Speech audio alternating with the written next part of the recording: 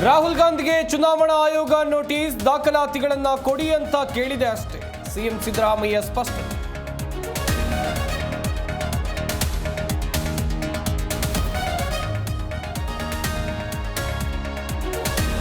ಕೇಂದ್ರದ ವಿರುದ್ಧ ಮತ ಕಳ್ಳತನ ಆರೋಪ, ರಾಗ ವಿರುದ್ಧ ದೂರು ನೀಡೋಕೆ ಮುಂದಾದ ಜೆಡಿಎಸ್.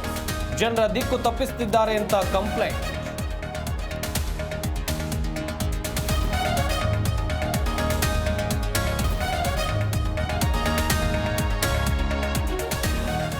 ಕೆಲವೇ ಕ್ಷಣದಲ್ಲಿ ವಿಧಾನಮಂಡಲ ಅಧಿವೇಶನ, ಸರ್ಕಾರವನ್ನ ಕಟ್ಟಿಹಾಕೋಕೆ ಬಿಜೆಪಿ ದಳ ರಣತಂತ್ರ, ವಿಪಕ್ಷಗಳಿಗೆ ತಿರುಗೇಟು ಕೊಡೋಕೆ ಸರ್ಕಾರದಿಂದ ಪ್ರತ್ಯಾಸ್ತ್ರ.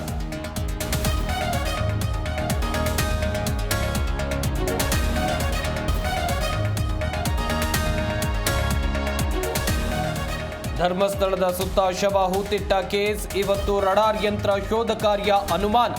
ಪ್ರಣಬ್ ಮೊಹಂತಿಯ ಮಂಗಳೂರು ಭೇಟಿ ರದ್ದು.